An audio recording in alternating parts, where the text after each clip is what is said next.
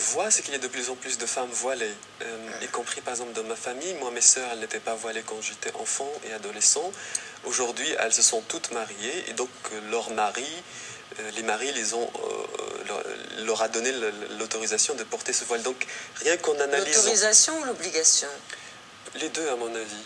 Je pense que si on parle avec elles, elles vont dire que personne ne les a obligées. Mais en même temps, il y a tout un système, toute une société qui pousse petit à petit vers ça. Alors, toutes les femmes ne le sont pas, évidemment, mais il y en a de plus en plus. Et il me semble même qu'aujourd'hui, on atteint peut-être même un sommet de cette islamisation, dans le sens que c'est pas tout le monde qui est islamiste, évidemment. C'est juste l'islamisation ne veut pas dire adhésion aux forces les plus extrémistes. Non.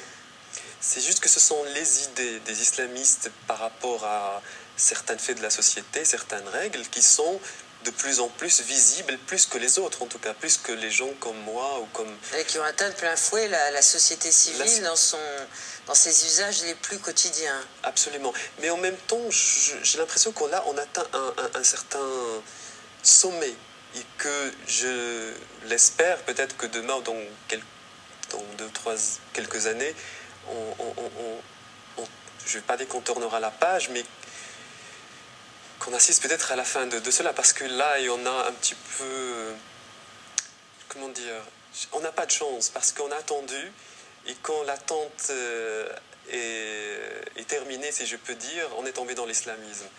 Et ça a l'air presque d'une double malédiction. Donc, ma génération se retrouve entre deux feux, si je peux dire. Mais entre deux feux, vous le dites bien, Abdelataya, et vous êtes entre ces deux feux, justement, parce que vous venez de parler de la société civile, des femmes qui se voilaient de plus en plus, d'une certaine islamisation de cette société, et vous avez déclaré publiquement votre homosexualité.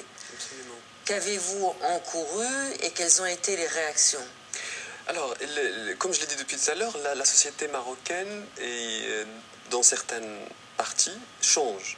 Et grâce à la presse, grâce à Tel Quel, grâce à ce magasin qui s'appelle le Journal Hebdo, donc plusieurs tabous ont été brisés.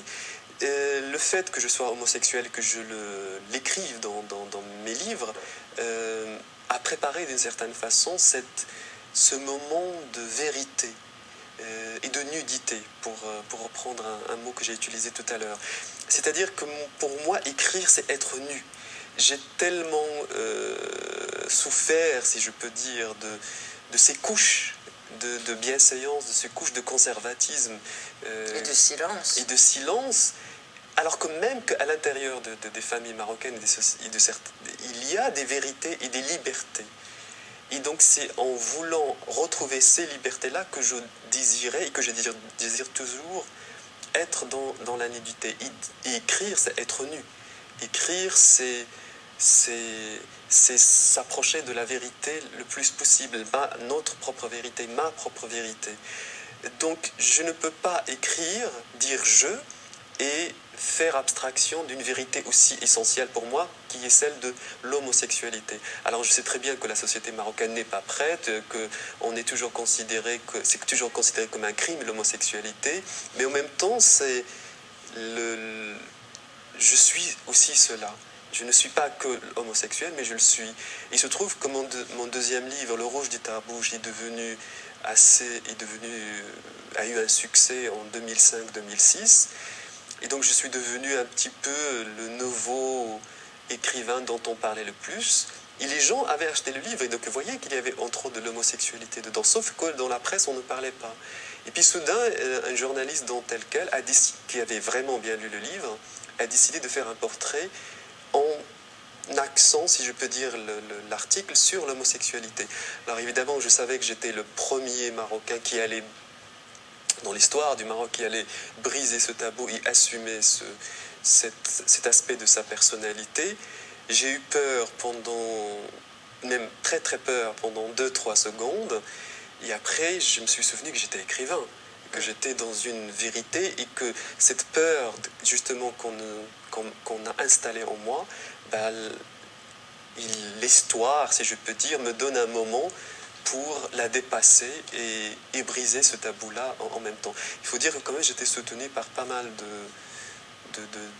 journalistes, la presse, encore une fois. C'est-à-dire que ce n'est pas comme dans les autres pays arabes et les autres pays musulmans. Le Maroc est unique de ce côté-là, en tout cas pour l'homosexualité.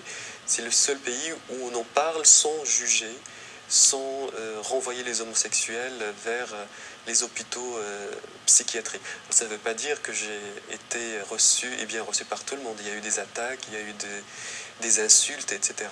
Mais bon, ça on y est habitué. Et à partir du moment qu'on prend la parole, on prend un risque, il y a un danger, de toute façon. Votre livre, Abdelataya, se termine par une lettre que vous écrivez à un de vos neveux. Ce neveu n'a pas dû encore voir le jour parce que vous êtes très jeune, mais vous lui dites de revendiquer son identité, d'être fier d'être marocain, d'être dans un état d'insoumission, de révolte et d'accord avec soi-même. Est-ce que vous pensez que la génération d'après, et peut-être même déjà la vôtre, pourra incarner ce qui n'est aujourd'hui qu'un rêve? Et je pense que c'est à nous de la préparer. C'est à nous de faire quelque chose. Il y a toujours cette honte en nous. Quand on prend la parole, on se dit toujours, ils vont me regarder, ils vont me juger. Ma mère est en train de dire, mais pourquoi il parle comme ça? Mon professeur, il me dit, mais pourquoi? Il faut juste dépasser cette honte-là et dire une vérité essentielle. Et puis surtout de transmettre. Alors je sais que je n'ai que 36 ans et que c'est jeune, mais j'ai tellement été déçu par les intellectuels marocains qui nous ont eux aussi abandonnés dans la banlieue de l'histoire, si je peux dire, au-delà du périphérique de l'histoire, alors qu'on était juste à côté de Rabat. Ils nous ont folklorisés eux aussi, ils ne nous ont pas parlé directement. Je pense que je n'aurais pas tout le temps des choses à dire et que je n'écrirai pas tout le temps. Aujourd'hui, j'ai des choses qui me semblent essentielles à dire, fortes pour interpeller le Maroc, pour interpeller ma famille, la société et le pouvoir. Et il me semble qu'il est essentiel de le faire aujourd'hui, parce que c'est aujourd'hui qu'on prépare des choses. Et donc, écrire à un neveu, qui en fait il existe, j'ai 36 ans, mais mon grand frère il a 52 ans, donc c'est le fils de ses frères aînés. Et ce neveu a aujourd'hui 16 ans. Et je lui ai écrit cette lettre parce qu'il a été adopté. Et dans la société marocaine, il n'est pas reconnu parce que l'adoption est interdite en islam. Donc je me suis dit, voilà, encore une fois, on interdit à quelqu'un de connaître sa vérité. Mais je me suis dit, c'est à celui-là qu'on est en train d'écarter que je vais écrire, juste pour lui dire que je suis là et que je peux l'aider. Merci et bravo pour votre sincérité, votre courage et votre loyauté, Abdelataya. Je rappelle que votre livre s'intitule « Lettre à un jeune Marocain » qui vient d'être publié aux éditions du Seuil. Merci à vous.